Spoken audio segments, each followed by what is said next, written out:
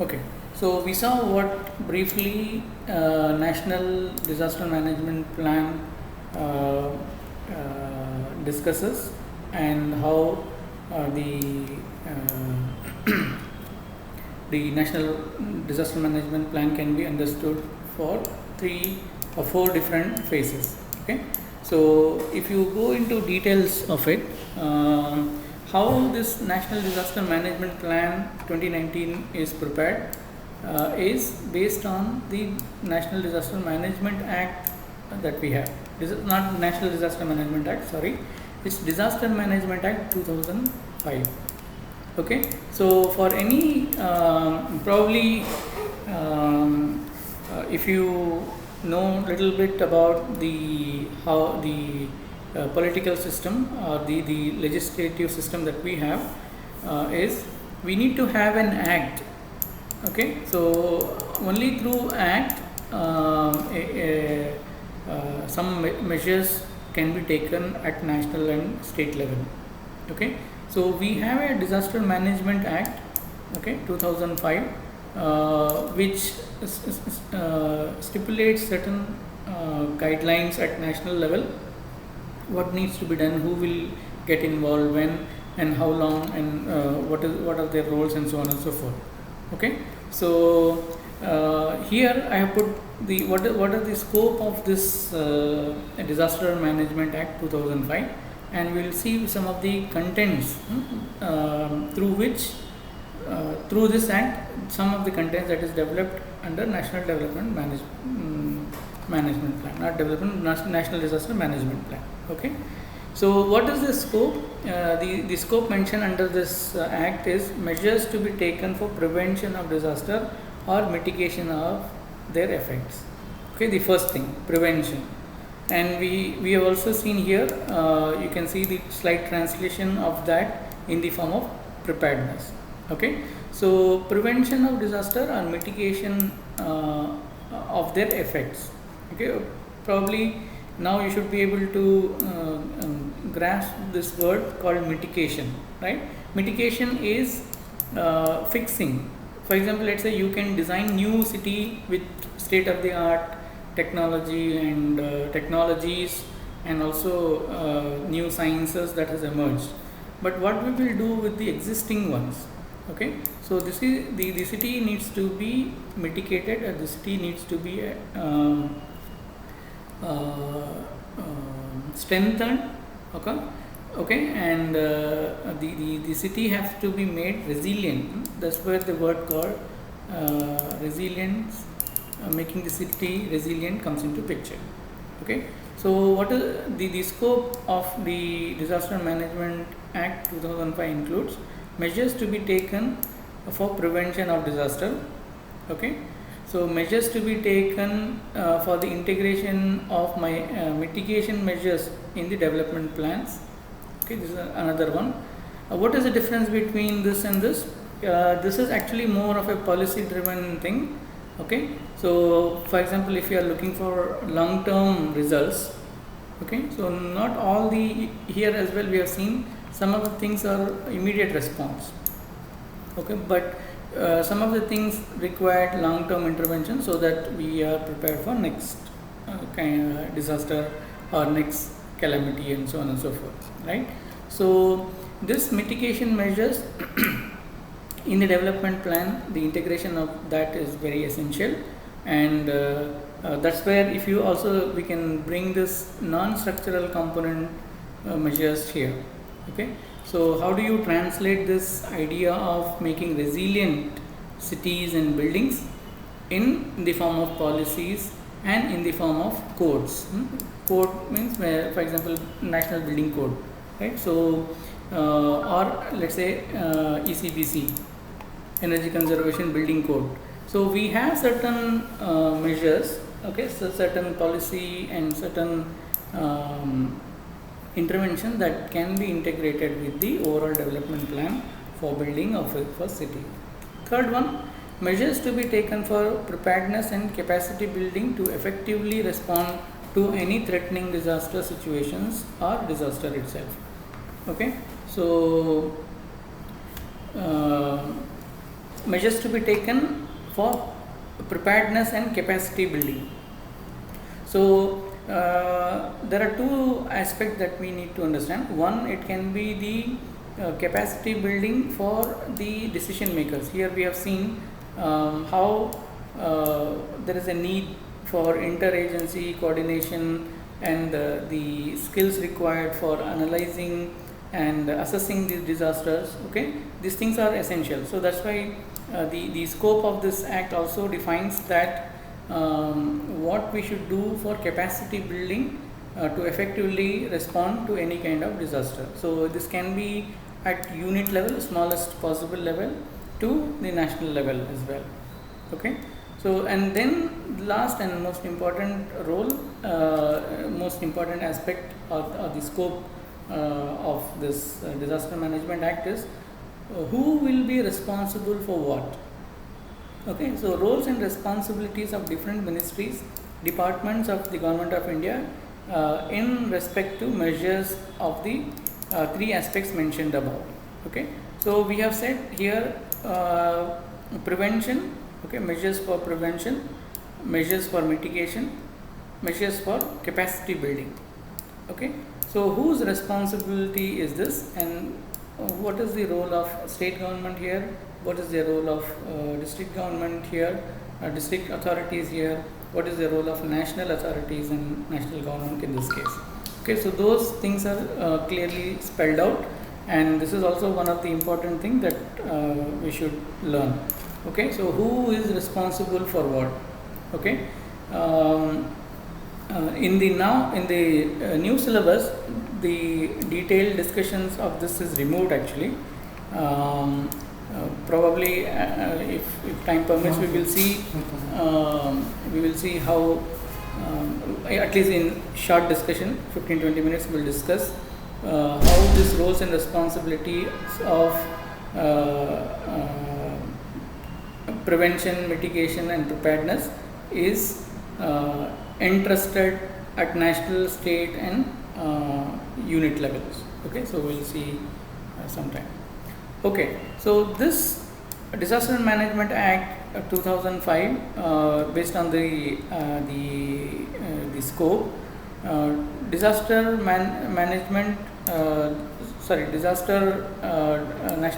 Management Plan. Okay, so this is National Disaster Management Plan. Okay, okay, this is error here. So based on this act, certain steps have been taken, certain what you can say, objectives have been written to convert this scope into actions. Okay, so based on the acts, Disaster Management 2005, National Disaster Management Plan 2019 stipulates some of the 14 points. To be precise, there are some 14 points that they have mentioned. This needs to be streamlined, or this has to be addressed. What are those 14 points? First one is improving the understanding of disaster risk, hazards and vulnerability. Okay, like you see in the beginning, we saw that first step is, you can relate to here, defining risk. Okay, that is the first step. So the similar focus is detailedly worked out. How do we define risk? How do we define disaster risk? What are hazards? What are vulnerabilities? Okay, so we'll also be discussing this. How do you differentiate between risk, hazard and vulnerability and so on? Okay, the second step is strengthen disaster risk governance at all level, from the local to the center. That needs to be taken. Okay, was one of the steps that needs to be taken. That is highlighted in the National Disaster Management Plan. I don't think I have to explain this. What does it mean? Invest in disaster risk reduction for resilience through structural and non-structural financial measures, as well as comprehensive capacity development plan. We have discussed about this as well. Investing in structural and non-structural measures, and also helping in the capacity development as well. Enhance disaster preparedness for effective response. Okay, promote, build back better in a recovery, rehabilitation, reconstruction stage. What is this? Probably this word you will come across, triple B, build back better. So here in the recovery stage, we are trying to bring in certain mitigation measures, design measures, and so on and so forth. Okay, so what is the aim of it? We should build in such a way that next time a disaster occurs, we are less affected by the same disaster. Okay, build back better. So the idea of build back better is promoted under the National Disaster Management Plan. Then prevent disasters and achieve substantial reduction of disaster risk and loss in livelihood, health and assets, especially in terms of economic, physical, social and cultural, environmental aspects. Okay, prevent disasters. This is again a broad thing that has been discussed. Increase resilience and prevent the emergence of new disaster risk and reduce the existing risk. Okay, so this is the topic that we are actually discussing. How do you make it? How do we make the city more resilient? Okay, how we can make better buildings, better neighborhoods, and better city, so that next time the similar or the same disaster, if it occurs, we are the losses minimized. Promote the implementation of integrated and inclusive economic, structural, legal, social, health, cultural, educational, environmental, technological, political and institutional measures to prevent and reduce hazard exposures and vulnerability to disaster. Yeah, so what the word that we need to understand is the inclusive. Okay, so inclusive, I think you all must understand and you should pick up this word. Inclusive is where everyone is taken care of. Okay, not only the rich or not only the elites and those who have access to knowledge and those who have access to technologies and so on, but also those underprivileged, poor, marginalized and remote people in terms of the location and in terms of economy and in terms of education. So those people also should be integrated. Okay, that's the word inclusive, which includes everyone. Okay, gender and also the socio-economic divide as well. Okay, it should be inclusive in nature. All the measures that we take is inclusive in nature. Yeah. Then empower both local authorities and communities as partners to reduce and manage the disaster risk. What do you mean by that? If you see, I told you there are certain specific roles and responsibilities mentioned here under the Act, and we should have some independency at the local level. Okay, so they need not wait at the topmost level or the topmost decision maker to convey their decisions. Okay, so there should be some level of independency and some power at the local level, because they are the ones who are dealing with it, right? So they should be empowered to take decisions at right time, and because they have a better understanding of the situation and so on and so forth. So National Disaster Management Plan emphasizes that this should be done so that the disaster or the damage is reduced. Strengthen scientific and technological capabilities in all aspects of disaster management. Okay, so this is one of the things that we can contribute or we use. For example, let us say when we design buildings, we can expose this building for, let's say, seismic assessment. Now we have softwares, right? We don't need maybe in the earlier time we do not have this capacity to assess the buildings, how the building will respond to seismic load. Okay, now we don't use, I personally don't use it. Probably if you ask structural faculties, they will be in a position to tell you which tool to be used and so on and so forth. But on the other hand, for example, let's say the other load, for example, wind load, we use very sophisticated tools, CFD analysis we do. Okay, CFD analysis we do for assessing for tall structures how the load will take place, how the building will respond to extreme wind conditions and so on and so forth. So we have sophisticated tools like, for example, even we have a full licensed version for example, you can say IES. Okay, there's a software the institute has, we use it at master's level. We also have Transys. These are powerful simulation tools for of course the tool is used primarily for overall building energy assessments.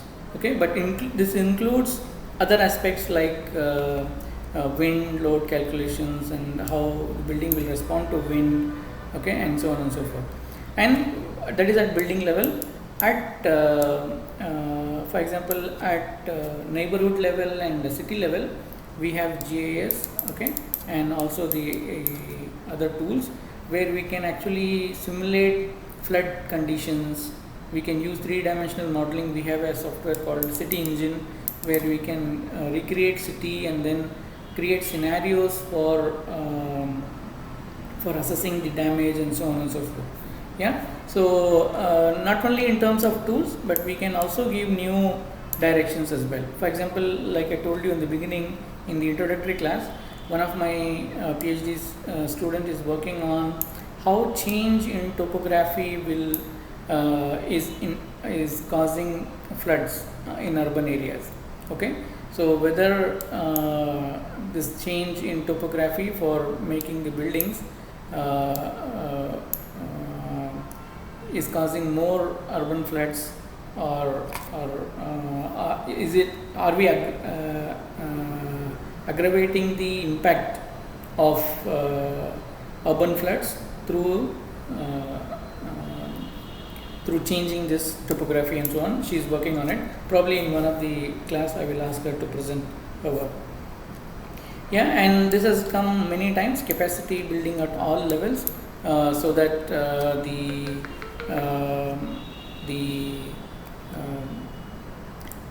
the stakeholders are equipped with state-of-the-art facilities and also the science and technology. Okay. Other things that is mentioned is provide clarity on roles and responsibility of various ministries and departments involved in different aspects.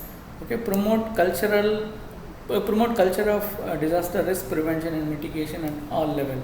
Okay. This is what we are also trying to do to this subject. Okay. At the end of the day, at the end of the semester, probably if you don't learn any new techniques, but the idea of okay, we should do something to make the city and building resilient, disaster prone, that idea should come into your thinking. Okay, so if that comes, I think the objective of this running this course is satisfied. Yeah, so if I am able to bring in that idea at the end of the semester, then I would say that the justice is done. Okay, you will definitely think about this when you design buildings and neighborhood and so on and so forth. Yeah, that's one thing. Facilitate the mainstreaming of disaster management concerns into development plans and processes. Okay, this is again another aspect. When do we do this kind of measures? Okay, at what level and when we should do this? Okay, for example, here we discussed about different stages: pre-disaster, during disaster, post-disaster, and recovery stage. Right? So, where do we get involved in it? Which stage should we emphasize, where we should spend our money, research and development is also crucial. Okay, so the suggested thing is we should spend a lot of time, lot of money, lot of research on preparing ourselves for disaster. Yeah, so how best we can prepare ourselves so that we can reduce the damage caused by a particular disaster. Okay, so that is what is highlighted here. How do we bring in the idea of disaster management planning at the initial stages? Okay, in initial stages, and how it is integrated in the city planning and management and so on and so forth. Okay, so these are the 14 points that is highlighted in the National Disaster Management Plan 2019, which is actually nothing but the translation of what is said in the Disaster Management Act. Okay, so I think that is what I have to say for the day. There's another component which is about occurrence of disaster in climatic conditions and so on and so forth, but I think we will discuss this on the tomorrow, right? Tomorrow or day after, in the next class. Okay, 1 hour class we have. That time we will discuss about the occurrence of disaster in different climatic and geographical regions, and where I would like to highlight little bit about the Indian subcontinent, number of disaster that has occurred in terms of numbers, and the frequency and so on and so forth, and what we can learn from it. Yeah, so that I would like to stop here with this, and if you have any